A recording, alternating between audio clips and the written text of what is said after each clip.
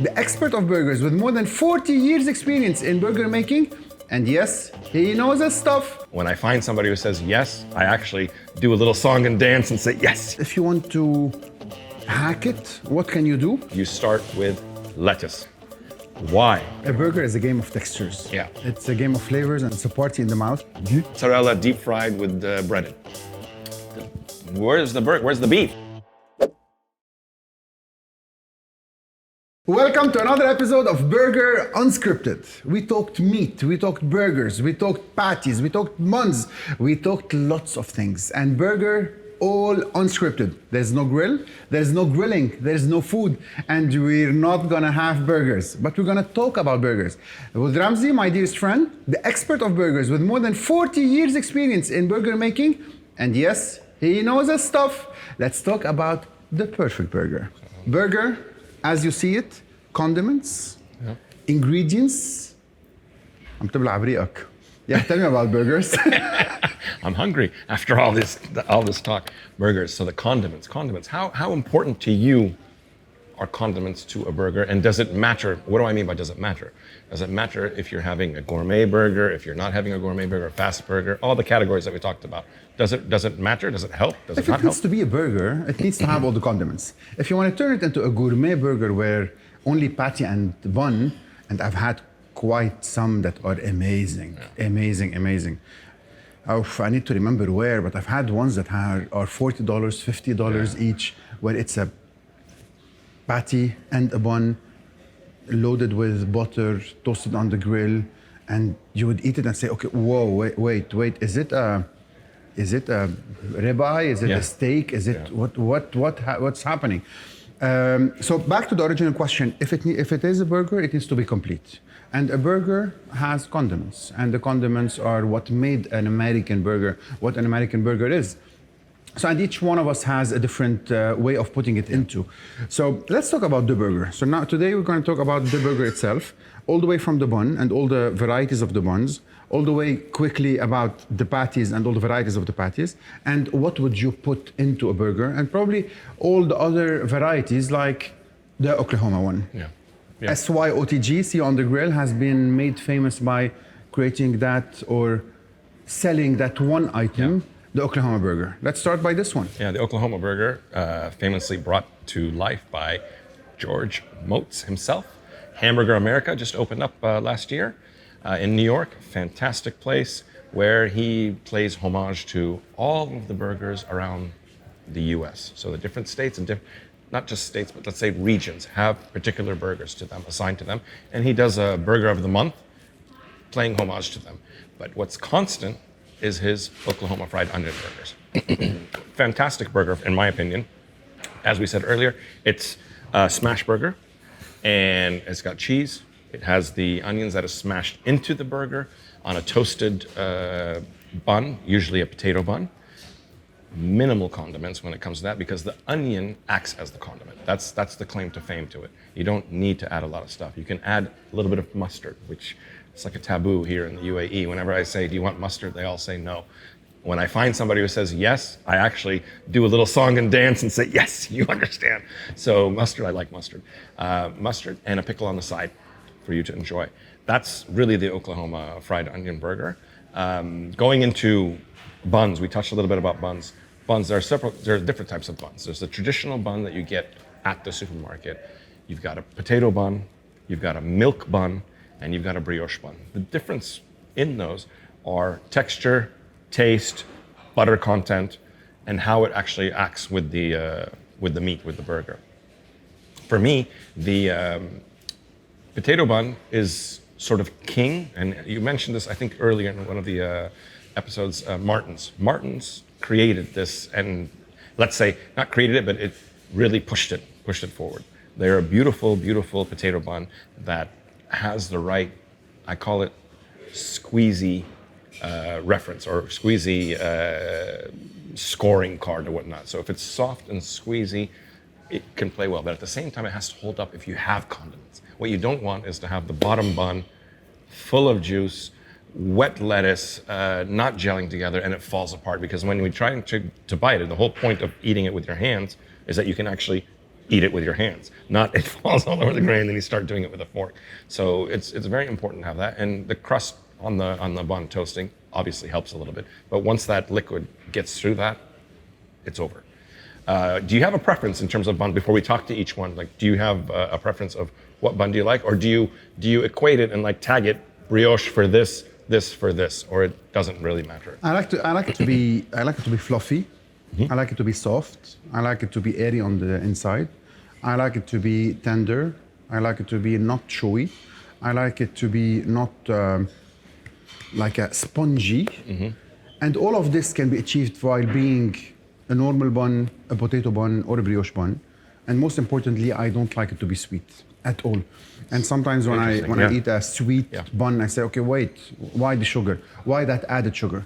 We all agree that you need sugar anyway for the coloring and for the activation of the yeast, but not turning it into a sweet bun. I'm not eating a donut here. Pastry or something. What people need to know about is when you say potato bun, it's not 100% potato. So the potato is probably up to 20% of it, and all the rest you would still need to have flour, you would still have to need lots of other ingredients.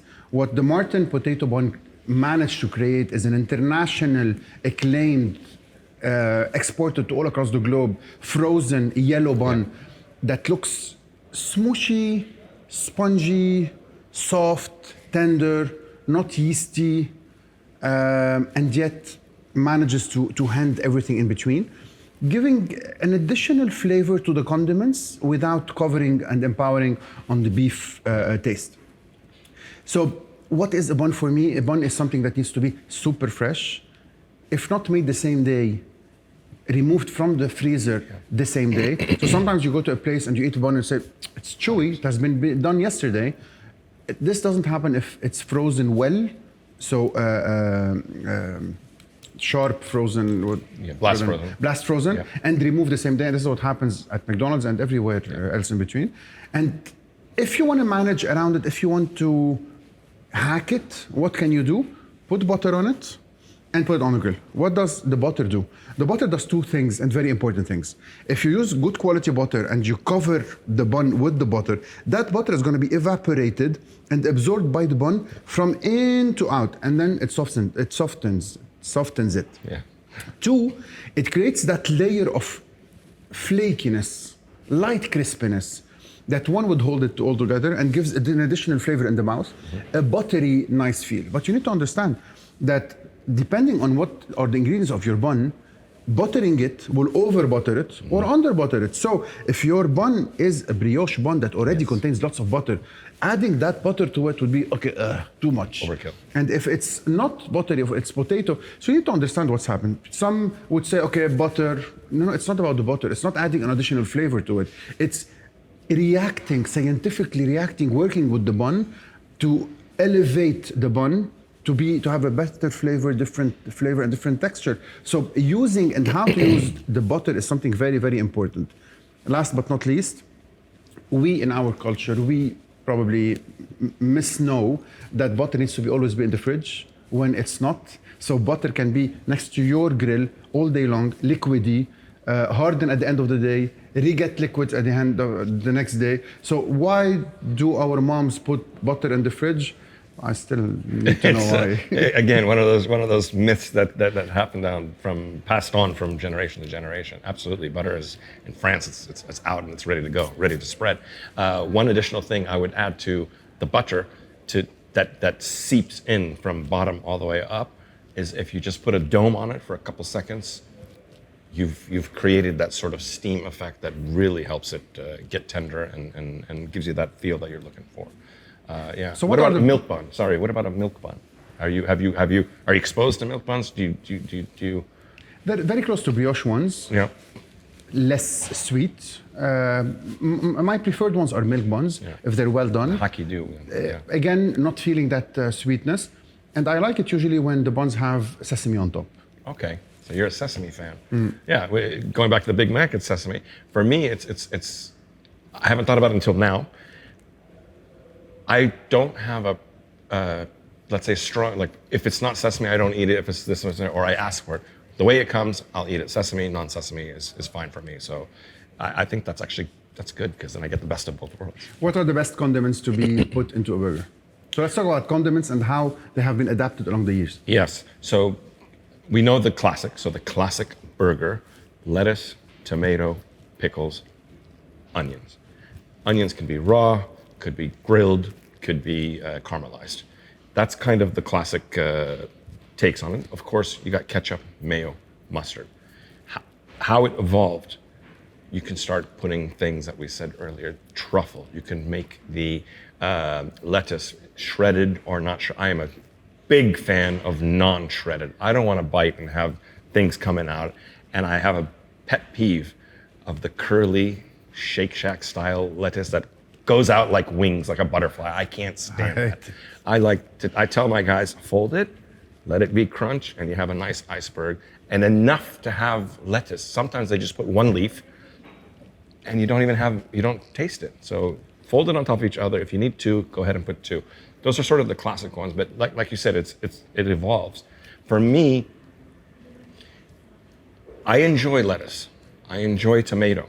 I enjoy a pickle, and I enjoy red onion if I have a choice. A thin red onion. I don't want overpower onion in my palate. But I also enjoy without lettuce and tomato because I don't want the lettuce to wilt and almost get, like, warm lettuce does not do it to me. When you talk about a salad, the salad has to come straight from the fridge to my plate and I eat it. I don't, at home, we were talking about moms. Remember when you, sufra, what's it called? Like a spread. The French fries is already there at 10 o'clock in the morning. The guests are coming at 4. You have this beautiful French fry. Why, Mom, why? You have the lettuce and everything on. I'm just like, come on, guys. I hated that. But that's what I don't want. I don't want to recreate that feeling. The nostalgic, 100%, because as I said it, you understood that. So sometimes, I remember, I don't know if you remember this, back in the day, there was something called a McDLT. Look it up, McDLT, McDonald's. They had a shell, hot and cold, and they had the burger and the bun on one side, and on the other side they had the lettuce, tomato, and pickle, and they shut it. So you take it and you put it on there and you eat it. I fell in love with that. It didn't do well, apparently. I don't know what it was, cost of the packaging. I think actually it had to do with the packaging. But that to me is how I'd like the burger.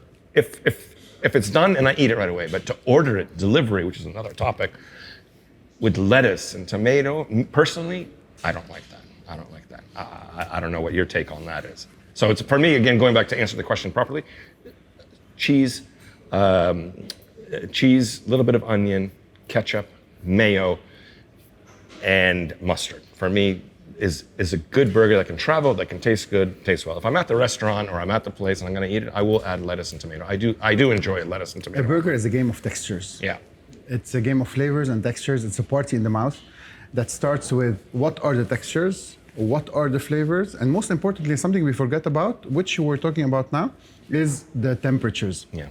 So going all the way from a very hot grilled meat, all the way to a very cold tomato or lettuce, that is balanced and needs to be very cold to lower its coldness to a certain balance where in contact with the meat would be not hot, not warm, not cold, but something that is pleasant to enjoy. Pleasant is the right And this word. is what happens to burger wrapped with aluminum. So you take your tomatoes, very cold, and lettuce. You finish your stuff, you put them all together and wrap them in aluminum foil. 10 minutes later, your tomato is still cold, your meat is still hot, and then when you enjoy it, your cheese has melted. Yeah. Ketchup on top, or I was just gonna ask, your condiments on the bottom, and I've explored this a lot in our shop. I have to admit, I haven't mastered which one, or let's say formed an opinion, but I think I have, let's say 51% this way, which is the bottom you start with lettuce. Why? I found, if it's the last thing between the beef hits the lettuce, it slides. It's a ski slope. It's a wet napkin that just slides. Your tomato, if you're having tomato, goes on top of the lettuce. 2 or a 1 nice beef steak, you put the meat on it, it stabilizes. This is what I found works well. That's the 51%. I'm accustomed to having them on top. You bite down from tomato, or pickled tomato, lettuce, beef. You get the problem of the wetness of the bun. So I don't think maybe later I'll let you know sometime in the future, but as of now, we do the lettuce on the bottom and the tomato on top. The burger, if there's an onion and pickle on top. Ketchup and mayo, we actually put it on both.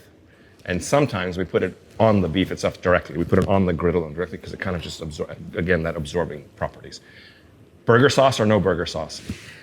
Let me get back to you on this one. So, chef speaking, you've analyzed it from a chef perspective. Let me tell you from a food blogger perspective or foodie perspective. What I want to enjoy and what I look at is what happens in the mouth and not what happens in my hands. Yeah. So what happens in the mouth is when you bite everything goes in between the tongue and the palate and starts twirling around. What do I want my palate to feel first? Sweetness? No, this is why ketchup is on the bottom. Mayonnaise? Probably. Bottom or not. Lettuce? Okay. So, not to complicate the answer, is when you take everything, I would spread things between the lower and the upper one and keep the meat in the middle for the balance that happens in the mouth. Lets me feel every single ingredient without it being very empowering. Yeah. So I would never mix mayo and ketchup together, so I would put them separately. I would never add 2 tomatoes. I would never add 2 lettuce. Meat is in the middle. Never let the bun, the patty touch the bun because the juices would be absorbed by the bun and it would be soggy. So lots of things would happen, so I can feel it. And exactly when I go to any Lebanese restaurant, if they do not open up the flatbread, it's a fail, big fail. And if I have this discussion with the owners or chefs, and why don't you open it? And the answer is, why would I? Yeah.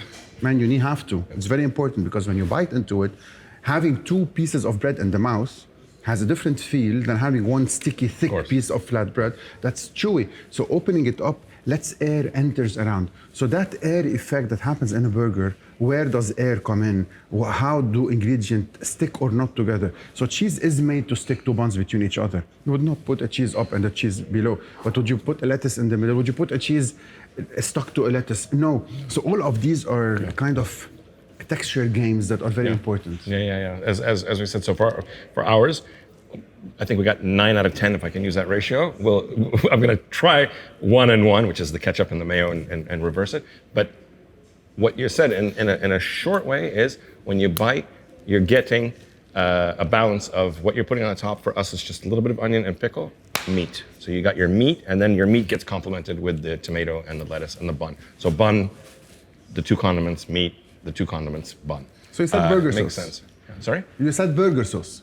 Burger sauce, yes. What are you a fan, not a fan, on only particular burgers that have them or on all the burgers?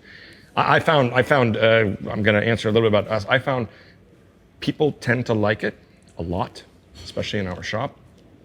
They put it on everything. This is going to sound disgusting. They asked me to put it on pizza. They put it on everything. And I mean everything. So let your mind imagine. So obviously with the fries and the burger, but they really enjoy that burger sauce. And I think it has to do with our sauce. It's a homemade scratch sauce. We've really mastered it. And if you have a chance to try it, do it. The balance between sweet and savory. There's a really good balance between the pickle juice. Obviously there's pickle juice in there and there's diced pickles and whatnot, and the other ingredients that we use. So they actually prefer it. Let it be told, I don't like it as much. I'm a traditionalist. I like ketchup, mayo, and mustard.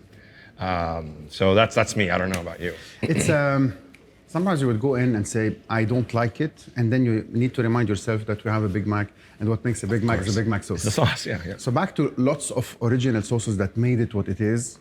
Raising Cane is famous with it for its sauce.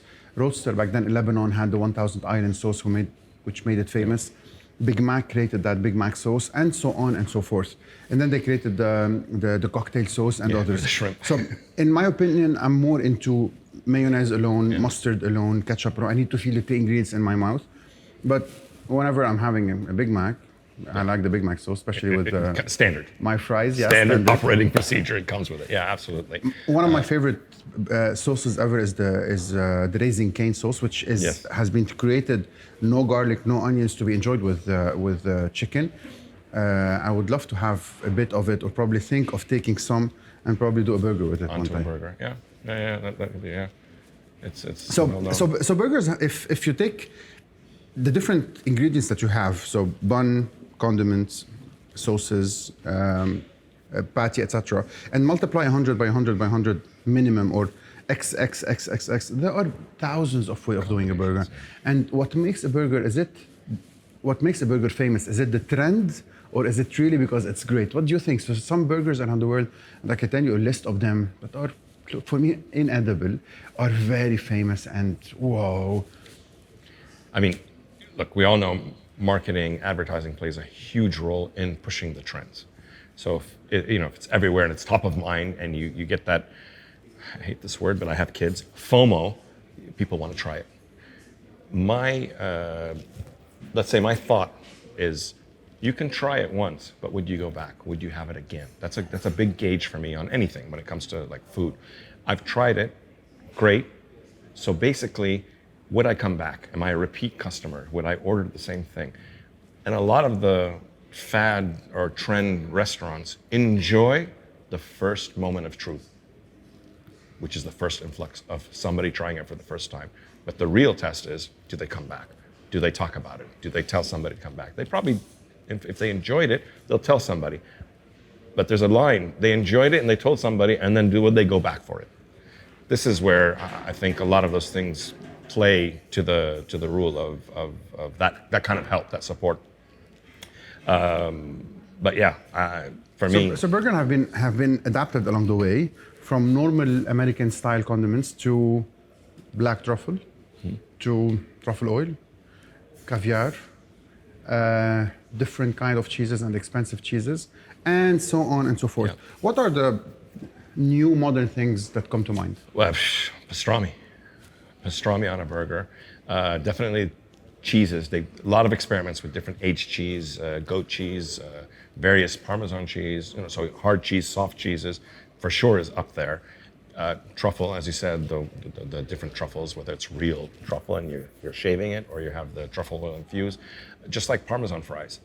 Truffle Parmesan fries, it's there. It's mainly supported with sweet potato fries. So they come and go, and a lot of the establishments will have that on their menu. If they have an extensive menu of burgers, and it's not just that one classic burger, they would have at least something that tends as well, because it is intriguing. When you look at it, ooh, that's interesting, never had that. So they capture that moment, and if it works, it works. So I'm not, I don't oppose of having any of these things, but again, there's a line, going back to our reference earlier in one of the episodes, the over-the-top can doing it, maybe you'll try it once, it's not my go-to for me, I wouldn't do that. Any ketchup or a specific brand? Grew up on Heinz, that's for sure. I can drink Libby's. I can drink it. Put it on ice and I'll have it. So exactly. I wanted to reach that point to tell you that Heinz has been developed for the Americans and for burgers. Yeah. It's stickier and sweeter than other. Thickness also, if you notice the right one. So because not all Heinz are created equal. There are some Heinz in this region that does not work, and I look at it and if I find out that's where it is, I actually actively don't. And then I'm not sure if Libby's is better for burgers or it's the ketchup of our childhood. Fries, good for fries. Yes. Yeah.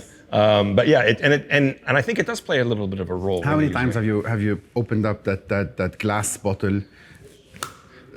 Made the pop noise. and had all the ketchup on your burger and 100%. Then started cleaning it up. Yes. A tip from a beautiful little shout out waitress from Sheila Finch, wherever you're out there, my college friend. She used to work at a place called Schooner and Later in California. She actually introduced me kind of into this Thousand Island sort of. They had a wonderful thick burger with Thousand Island. I fell in love with it. And when we were having ketchup, we were having trouble. Not the plastic squeezy, but the glass one. You shake it, you do it, and you have hand motions. It's not really coming out because it is a thick ketchup. The way to do it properly is you flip it, you look at the Heinz, the 57. There's a little 57 on there. You take your palm and you just tap it at an angle. Tap it 1, 2, 3. By the fourth one, it comes out, and it works like a charm. Wow. I'm not joking. Try it today on the glass one. The 57 is exactly the right point at the angle, and you tap. You don't do it from the bottom. You do it from the neck of the 57, and it comes out perfectly. Mustard are not created equal. Mustard would not create equal. There is nothing called mustard for a burger. It's what kind of mustard do you like? Do you like the French one? Yeah, exactly. Yeah. French's, that is not even French. Which is French's, yes. Do you like French mustard? Do you like Savora? Do you like Amora? Do you like Heinz? So mustard come in different flavors. Yeah. You can go all the way from a very hard mustard, French quality mustard that is not made for a burger, all the way to a sweet vinegar style mustard made for hot dogs, Heinz or whatever. So all of these two, so all the two extremes, whenever you're using a mustard, you need to understand your mustard. Yeah. One of the best, the favorite, sweet, not traditional Dijon mustard, called Savora mustard. Yep. It's a bit sweeter, creamier, spreadable, beautiful for burgers. You can go all the way to Maxime's style, I know Maxime's, mustard. Heinz is good and gives that zing, something. Bite, French's for me, I'm accustomed to French's. What's the other Dijon, which we use actually in the shop for some of our dishes? It's a famous one, French. It's very famous. I forgot. Anyways, but Dijon, also is wonderful. But I think Dijon overpowers it a bit, especially if you've got your sort of classic better taste. With cheese, salmon, meat, but a burger needs to have a certain balance. Correct. Cheese. How do you choose your cheese for a burger? That is the $1,000 question. You Google it, you do it. American cheese, bar none. Everybody says it. Why? Because of the melting factors. Then you have the camp that it's not cheese, it's plastic. Oh my gosh, what are you doing? We lit it. It doesn't melt. What's going on? Well, first of all, you're just doing butane. So for all you guys, it's been debunked. It's good enough cheese for the burger. So American cheese for sure. But I do enjoy on a thick burger, aged cheddar, or even let's say a milder cheese, a provolone, depending on what kind of added condiment I'm gonna do, so it doesn't interact so much, and you're just still getting the beef flavor. But for me, I like not the mozzarella. Like I don't. I gotta tell you this. Came from the States, straight in the '90s. Mm-hmm. My buddy George, however you are right now, from the north, took me to a famous place, and I was coming from the States, California, and Lebanon was just getting out of its situation, and fell in love with Lebanon, of course. And he took me to a really cool diner, pub kind of place called Crepaway. The first Crepaway, all the way there. We would go there and, just cause havoc. Roger, the bartender, hates us. And I ordered a mozzarella burger. I took a bite. Okay, it slipped. Fine, it slipped. I took another bite. Mm-hmm. I opened it up. It's a square, pattied mozzarella, deep fried with breaded. Told the guy, where's the burger? Where's the beef? It's a mozzarella burger, sir. What do you mean? Where's the beef? No beef. That was the funniest story. And I was like, I'm just eating pure mozzarella. So that's my mozzarella story. No, I don't really like mozzarella. I think it's too mild. It's as if you don't put anything on it. Too sweet. Yeah. More for pizzas. Yeah, exactly. And manaish. Exactly. Yeah. So we talked about the cheese. We talked about the bun. We talked about the condiments. Pickles or no pickles? Pickles. What kind of pickles? So American pickles in the sense. Dill for me. Sandwich pickles for me, which are the more sweeter side, is on the sandwiches. So a roast beef sandwich or any other kind of sandwich, I like it. But a dill pickle, because I feel the sharpness and the tanginess helps offset the fat. So it balances out. I'm leaning more towards, by the way, the pickle not in the burger. So spear, you eat your burger and you have a bite of the pickle. I find it more pleasant, let's say, versus having it's like not a rule. A Lebanese sandwich and a cucumber. Yeah, exactly. Never inside it. And never fails. Exactly. That's exactly it. Yeah. But yeah, I definitely pickles. Camp pickles for me. So we have an answer about our favorite burger. Your, again, favorite beef mix? Beef mix is, when in doubt, chuck. A nice, don't go below or above 80%, so you have at least 20% fat. If you can do 70, is great. Otherwise, you can do a little bit of a mix between, again, I really like chuck, because chuck gives you the solidness that you're talking about, and another cut, whether it's brisket, whether it's a short rib, to give you a little bit more. Last question, top of mind, burger that comes to mind now, special something that happened in your Five life? Guys. Five Guys. I've had one of my favorite burgers ever. It was created. It's not on any menu. We have created it. One of my friends comes all the way from Italy, same day with a that big piece of black truffle, double cheeseburger, aged cheddar, and he just puts all of it. Yes, all of it. Oh my goodness. On it, and then it was my first time in my life where I enjoyed black truffle burger and felt how black truffle adds to a burger. And on that same day, I understood that black truffle has a flavor. Truffle oil has a different flavor that is way too synthetic. And white, no? Also Black, white. black. Ebis and white also has a different definitely. profile. So when someone goes into and says truffle oil is not truffle. Truffle oil is a synthetic flavor of what truffle is. If you want to feel, enjoy, understand truffle, go smell, go bite into a truffle-shaped truffle. Truffle oil is off the shelf, something that is. And never mix them together exactly like never mix garlic and onions. Burger Unscripted, amazing discussions. We'll see you in the next episodes.